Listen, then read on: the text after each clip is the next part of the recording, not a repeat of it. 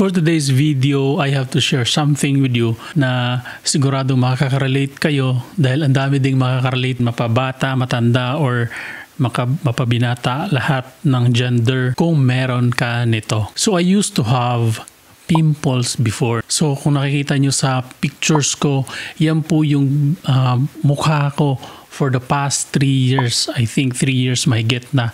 Nagka-pimples na din ako before pa nung kabataan ko pa, which is akala ko is hanggang dun lang yon. Pero nawala yon. So akala ko hanggang dun lang yon at hindi na babalik. So, bago lang recently lang mga 3 years ago, binalikan talaga ako ng aking pimples. Or hindi na natin masasabing pimples yun kasi sa akin malalaki na talaga siya. So, ang tawag na dyan is acne na talaga siya. Kasi pag sinabi nating pimples is like parang ano lang yan, maliliit na red pigment sa bandang liig, sa dito na face, dito sa magkabilaan yan dito.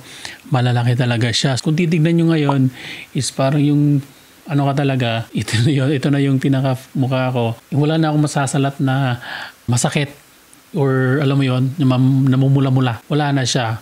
Kasi dati 'di ba pag may pimples tayo is pag inaano natin yung mukha natin dito, pinipisil, may medyo makirot na masakit. Ganon, hanggang dito yan. Ngayon wala na akong mararamdaman. Mawawala man siya pero babalik at babalik pa din siya. Ito kasi yung cause ng pagkakaroon natin ng pimples, no? Kahit i-research nyo pa sa Google. Una dyan is sun exposure. Masyado tayong exposed sa sun na wala tayong protection. Or hindi tayo nagsa-sunblock. Pangalawa, yung hygiene. Hindi tayo madalas naglilinis ng ating mga kamay. Kasi lagi natin hinahawakan to. Number 1 cause talaga niyan is the bacteria. Hindi ko lang masabi kung anong bacteria yun kasi hindi naman ako doktor, hindi naman ako dermatologist.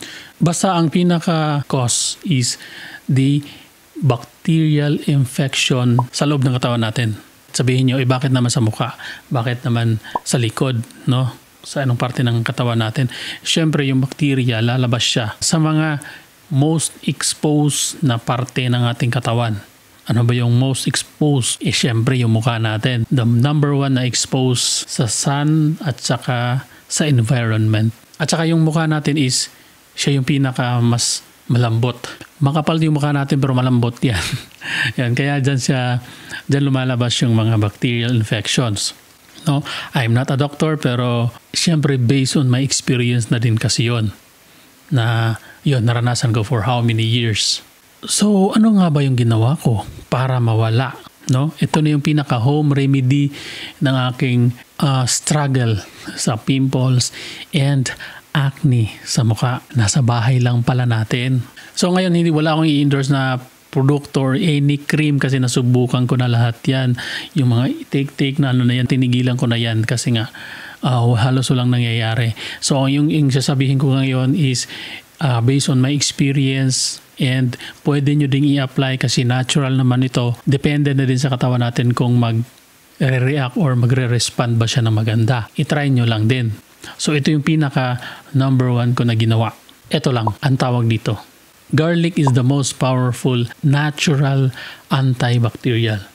So what I did to the garlic, sa bahay lang natin to or nabibili lang natin sa mga tinda-tindahan, no? Piso-piso or mga 5-5 nata, hindi ko alam. Marami siyang health benefits, nakakapagbaba ng cholesterol. Hindi ko lang ma-elaborate lahat kasi nga yung sa research ko hindi ko memorize. So ang gagawin nyo lang po sa bawang is every day, isang take lang ng isang butil ng bawang. Alam nyo yun, isang butil, siyempre malaki yun, hindi nyo malulok diretso yun. So ang ginagawa ko, hinati ko siya into half, yung parang capsule na siya, kalaki. Mas maganda kung medyo tirisin siya na konti para lumabas katas niya, yung extract niya. Konti siya, tapos intake niya siya. Alam kong hindi masarap or napakasama ng lasa.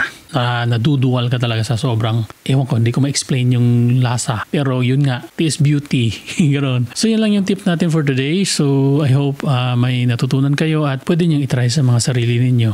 Yun. So once again, yung sinasabi ko lang is based on my own experience na relate ako at alam ko marami nakaka-relate. Then experience ko, may maganda namang resulta kaya gusto kong i-share sa inyo. So try nyo lang.